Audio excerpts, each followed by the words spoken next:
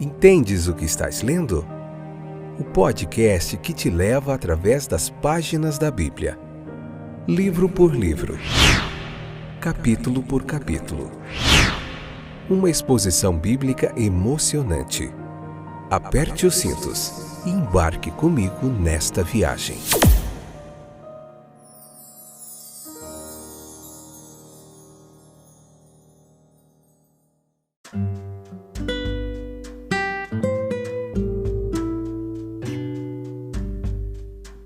Olá, eu sou o Fábio e esse é mais um episódio do podcast Entendes o que estás lendo. Estou de volta, pela misericórdia de Deus, para mais um desse café para a alma aqui, né?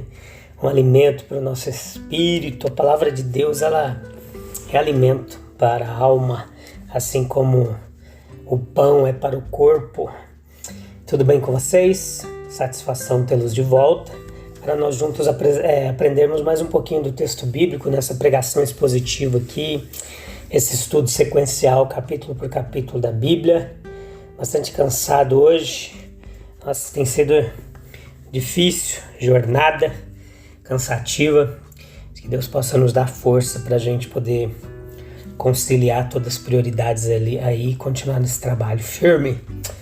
Então hoje vamos ver a parte 1 de Levítico capítulo 21. Que mais nós temos aqui? Levítico capítulo 21, a parte 1ª, episódio número 419, 5ª temporada, livro de Levítico, vai até o capítulo 27, e depois nós estaremos indo para Marcos ou Mateus, eu não tenho certeza não, acredito que seja Marcos. Então vamos lá falar sobre as qualificações sacerdotais, o que a lei falava ali, o que o livro de Levítico falava. Esses regulamentos divinos, eles contemplam a ascensão de todo o povo, eventualmente a um ideal, né? Pelo qual ambas as classes estavam apenas distintamente lutando. Os sacerdotes, eles, ao se conformarem com certos regulamentos, eles estavam realmente mostrando ao povo o que todos deveriam ser como povo de Deus. E tendo isto em vista, nós podemos observar aqui alguns 13 requisitos básicos que eram necessários para o sacerdócio ali divino. Primeiro, uma exigência de perfeição física. Deus ordenou que ele fosse servido apenas por homens fisicamente perfeitos. Um defeito físico, ele desqualificava um homem para o cargo de sacerdote. Não é a descendência nem a conexão, mas a perfeição pessoal que qualificava para o serviço divino. E agora, nessa vida presente, o ideal de perfeição ele foi realizado apenas uma vez, meus queridos, na pessoa do grande sumo sacerdote Jesus Cristo. Ele era fisicamente e espiritualmente perfeito. Ele era santo, inofensivo, imaculado e separado dos pecadores. Nele, portanto, Deus ele garantiu um servo perfeito e embora os servos de Deus ainda não tenham percebido essa ideia de perfeição pessoal, eles estão a caminho de realizá-la lá na eternidade. Isso constitui o ponto central da nossa esperança cristã. A vontade de Deus é a nossa santificação, isso é, nossa adaptação perfeita em corpo, alma e espírito para o seu serviço. Pela graça de Deus, estamos prosseguindo para essa perfeição inalcançável aqui nessa vida terrena. E está chegando o tempo em que nós seremos apresentados sem mácula, nem ruga, nem coisa semelhante diante de Deus. Portanto, consideramos essa perfeição física exigida dos sacerdotes como uma promessa de perfeição pela graça no tempo próprio de Deus, para que todos possamos servi-lo como sacerdotes no santuário celestial. Outro fator importante era que o sacerdote ele demonstrasse uma pureza. O sacerdócio ali judaico, o sacerdote judeu, ele foi educado na família para o seu trabalho no santuário de Deus. O celibato e o isolamento não eram considerados propícios à santidade do serviço. O sacerdote deveria ser chefe de uma família e particularmente na seleção de uma esposa pura e adequada e que governasse bem a sua casa. Pode-se afirmar com segurança que é apenas em tais circunstâncias que uma experiência plena da natureza humana e da sociedade pode normalmente ser assegurada. A família é a unidade divina, a escola de treinamento para uma sociedade mais ampla, a comunidade, a igreja. A menos que os sacerdotes, portanto, tivessem uma posição adequada em casa e governassem adequadamente suas próprias famílias, é bem provável que não governariam bem a casa de Deus. O caso de Eli, que nós vemos na Bíblia, é certamente um ponto nessa questão. Eli tinha uma mão frouxa em casa, a gente vê lá no livro de Samuel. Ele mostrou negligência semelhante em sua administração pública. Nós vemos uma sugestão semelhante disso no Novo Testamento, sobre bispos e diáconos serem maridos de esposas adequadas e que governem bem suas famílias.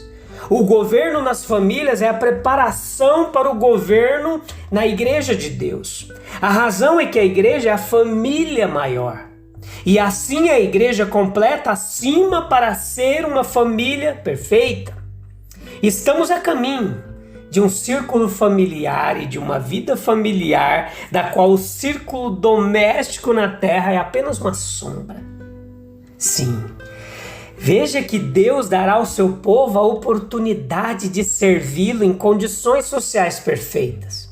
E é seguindo esse pensamento que a igreja coletivamente é comparada como uma noiva pura e perfeita, a esposa do Cordeiro. É o mesmo pensamento que compara o céu a um lar eterno. E de fato a sociedade assim constituída e garantida é apenas o resultado daquela natureza divina que, como uma trindade em unidade, garantiu para si a sociedade perfeita desde a eternidade e cria nos propósitos gloriosos da graça de Deus. Criado nos propósitos gloriosos da graça de Deus. Havia outra questão que era o espírito público. Nós mencionamos isso como uma terceira característica do sacerdócio. Isso foi ilustrado com perfeição pelo sumo sacerdote, que não permitia que nenhuma tristeza particular interferisse em seu serviço público. Os outros sacerdotes, eles tiveram mais liberdade a esse respeito, embora deles também tivesse limites muito definidos.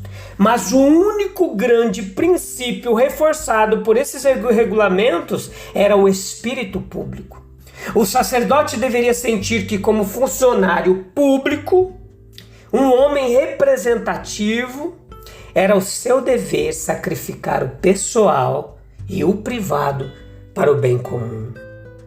Agora, é instrutivo observar aqui que foi esse mesmo princípio que Jesus realizou o tempo todo na sua vida terrena. Sua vida e morte foram o sacrifício do privado e do pessoal para a necessidade pública. O mesmo Espírito, ele é transmitido pela graça de Deus, é mais ou menos fielmente realizado pelo povo do Senhor. Além disso, estamos a caminho de sua ilustração perfeita nas felicidades do mundo celestial. Não haverá nenhum para si ou para uma parte, mas tudo para o bem comum. Veja que na sociedade romana antiga, naquela mesma que era estabelecida ali nos tempos de Jesus e dos apóstolos, era a Roma antiga, ela como sociedade, ela era a personificação do espírito público. A ideia geral em Roma era que todos vivessem para o Estado. Então o grande homem, ele ajudava o pobre amava o grande. As terras, elas foram divididas de uma forma justa e os despojos vendidos com justiça. Então os romanos eram para ser, no formato de sociedade figurativamente, como irmãos, por mais fielmente que isso reflita a condição das coisas na Idade de Ouro de Roma. Era como os irmãos nos bravos dias da antiguidade. A vida pública, despojada de suspeita de egoísmo, também caracterizará os redimidos de Deus. Todos os interesses pessoais e privados devem se fundir no bem comum da comunidade cristã. E como seus servos servem a Deus, eles verão a sua face e viverão seu espírito publicamente. Havia uma lei da santidade para os sacerdotes. Capítulo 21 nos ensina isso. Em todas as circunstâncias e relações da vida, os sacerdotes deveriam ser um exemplo de pureza. Quanto mais alto o ofício, mais notável o exemplo. E, portanto, mais solene o dever de preservar o corpo e a alma da contaminação. Os líderes espirituais, eles são um requisito natural e um compromisso divino. Nós queremos professores tanto em palavras como em atos. O sacerdócio do Antigo Testamento, ele foi abolido. Mas na nova aliança, há aqueles que tanto por seu conhecimento e piedade superiores, quanto por sua consagração de vida ao santuário, eles tornam-se responsáveis na igreja de Deus. E um sacerdócio impuro, ele é a maior calamidade para a causa da igreja. Porque tal como é o sacerdote, será a sua gente, o povo, a igreja, a comunidade, é o reflexo do seu líder. Então, as corrupções da Idade Média, elas são principalmente atribuídas à corrupção daqueles que deveriam ter sido, antes de mais nada, fiéis à verdade e ao dever. É o que vemos muito na história da igreja. O obstáculo para a propagação do cristianismo agora, hoje, é em grande parte a indiferença, a cegueira e o mundanismo daqueles que servem no santuário. A vida do representante público da igreja deve ser irrepreensível em todas as coisas, embora ele seja uma pessoa sujeita a falhas. Mas a verdade da palavra de Deus é alimento inesgotável para a mente e deleite para o coração. Um espaço sem fim para esse desenvolvimento das faculdades humanas a serviço de Deus. A adoração deve ser impecavelmente pura, uma glorificação da humanidade à luz do favor divino. O mundo é ganho para Deus, não escondendo as graças do povo de Deus, mas fazendo a luz brilhar diante dos homens. Sim, veja que não há limite para a demanda dos talentos e energias da igreja, da comunidade cristã. No reino de Deus havia de regra uma lei para todos os súditos.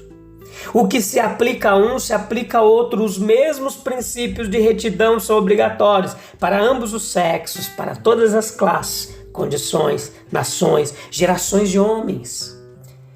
Isso é uma importante verdade, mas é uma verdade sujeita a certas qualificações importantes. A nação hebraica era santa para o Senhor e era necessário separar-se das ações dos povos vizinhos. Os sacerdotes eram particularmente santos e, portanto, deveriam ter um cuidado especial para andar em pureza. O sumo sacerdote, em posição e em função, era o mais santo de todos. E sobre ele cabia particularmente evitar toda contaminação possível e fazer o que era mais puro e digno aos olhos de Deus. Então vamos considerar aqui tudo isso, essas ilustrações à luz do Evangelho no Novo Testamento. Esses princípios sobre o Evangelho. Diz respeito a evitar o mal. Nós podemos dizer que os membros da Igreja de Cristo são obrigados a evitar toda aparência do mal, se esforçar para isso.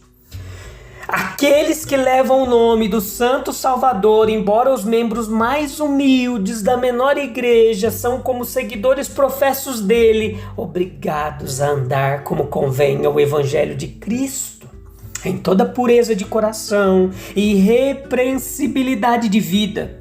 Mas os ministros de sua igreja, seus filhos e filhas, são especialmente obrigados a evitar tudo que traria descrédito ao santo nome do Redentor divino. daqueles que ministram na igreja de Cristo como liderança, como seja lá que cargo for, exige-se ainda com mais urgência que nas intimidades em que formarem, nas amizades duradouras que contraírem, não tenham em conta um capricho transitório, nem vantagens mundanas, mas em primeiro lugar para a glória de Cristo e o bem-estar daqueles a quem eles vivem para servir. Louvado seja o nome de Jesus. Um esforço contínuo para dar o nosso melhor em excelência.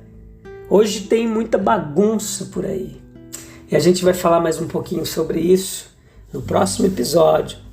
Esses requisitos que eram para os sacerdotes ilustram bem o que é exigido dos cristãos também.